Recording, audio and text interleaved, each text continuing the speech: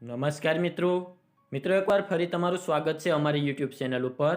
તો મિત્રો RT admission 2024 process માટે છે એ વર્તમાનપત્રોમાં જાહેરાતથી લઈ અને પ્રથમ રાઉન્ડ ક્યારે બહાર પડશે તેમની સંપૂર્ણ માહિતીનો કાર્યક્રમ શું રહેશે તેની માહિતી આપણે આજના વિડીયોમાં મેળવવાના છે। એની પહેલાં અમારી ચેનલમાં પહેલીવાર આવ્યા હોય તો ચેનલને સબસ્ક્રાઈબ કરી દેજો જેથી આવી માહિતી મળી રહે। તો ચાલો મિત્રો આપણે આજનો વિડીયો શરૂ કરીએ।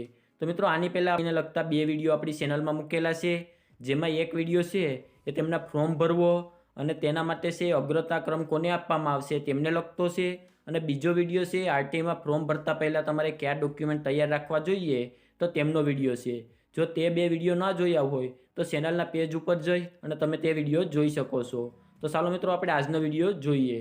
તો તેમાં સૌપ્રથમ તો છે એ શૈક્ષણિક વર્ષ 2024-25 માટે પ્રવેશ માટેની વર્તમાનપત્રમાં જાહેરાત છે એ 5/3/2024ના રોજ બહાર પાડવામાં આવી હતી।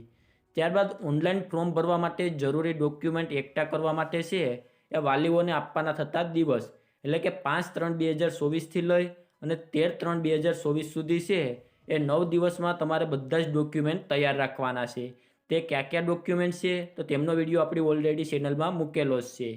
ત્યારબાદ છે ઓનલાઈન ફોર્મ ભરવા માટે આપવાના થતા દિવસ, તો 14 માર્ચ 2024થી લઈ અને 26 માર્ચ 2024 સુધી છે એ તમે આરટી માટે ઓનલાઈન ફોર્મ ભરી શકો છો। તેમના માટે તમને 13 દિવસનો સમયગાળો આપવામાં આવશે, અને જ્યારે પણ ઓનલાઈન ફોર્મ ભરવાના શરૂ થશે તો તમારે ફોર્મ કેવી રીતે ભરવું તેમની સંપૂર્ણ માહિતીનો વિડીયો પણ છે તે આપણી ચેનલમાં મૂકવામાં આવશે, તો તેના માટે ચેનલને સબસ્ક્રાઈબ કરી રાખજો। ત્યારબાદ જિલ્લા કક્ષાએ ઓનલાઈન ફોર્મની ચકાસણી કરી એપ્રુવ અને રિજેક્ટ કરવાનો સમયગાળો 14 માર્ચ 2024થી લઈ અને 28 માર્ચ 2024 સુધી છે, એટલે કે 15 દિવસમાં તમારું ફોર્મ એપ્રુવ અથવા રિજેક્ટ કરવામાં આવશે। ત્યારબાદ માત્ર અમાન્ય થયેલ એટલે કે જેમના ફોર્મ રિજેક્ટ થયેલા હોય તેમને ઓનલાઈન અરજીમાં ખૂટતા ડોક્યુમેન્ટ અપલોડ કરવા માટે અથવા અરજદારોને છે એ પુનઃ તક આપવા માટેનો સમયગાળો એટલે કે 1/4/2024થી લઈ અને 3/4/2024 સુધીમાં છે એ જો તમારું ફોર્મ રિજેક્ટ કરવામાં આવ્યું હશે અને તેમાં કોઈપણ ડોક્યુમેન્ટ ઘટતા હશે તો તે તમને 3 દિવસ અપલોડ કરવા દેવામાં આવશે। ત્યારબાદ માત્ર અમાન્ય થયેલ ઓનલાઈન અરજીઓ પૈકી પુનઃ ડોક્યુમેન્ટ અપલોડ થયેલ ઓનલાઈન અરજી છે એ જિલ્લા કક્ષાએ ચકાસણી કરવા માટેનો સમયગાળો તે 1/4/2024થી લઈ અને 4/4/2024 સુધી છે એ તમે જે ફરીથી ડોક્યુમેન્ટ અપલોડ કરવાના છે તેને ચકાસણીનો સમયગાળો છે જે 4 દિવસ સુધી ચાલશે।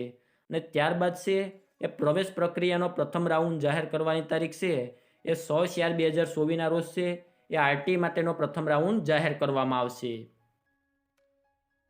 તો આ રીતે છે એ સંપૂર્ણ કાર્યક્રમ રહેશે। ત્યારબાદ જો પ્રથમ રાઉન્ડમાં જગ્યા પૂરી નહીં થઈ હોય અને જગ્યા ખાલી રહેશે તો ત્યારબાદ નવી તારીખ છે એ બીજા રાઉન્ડ માટેની બહાર પાડવામાં આવશે। તો આવી જ આરટીની તમામ માહિતી મેળવવા માટે અમારી ચેનલને સબસ્ક્રાઈબ કરી દેજો, અને આજના વિડીયોમાં આપવામાં આવેલી માહિતી સારી લાગી હોય તો વિડીયોને લાઈક કરી દેજો।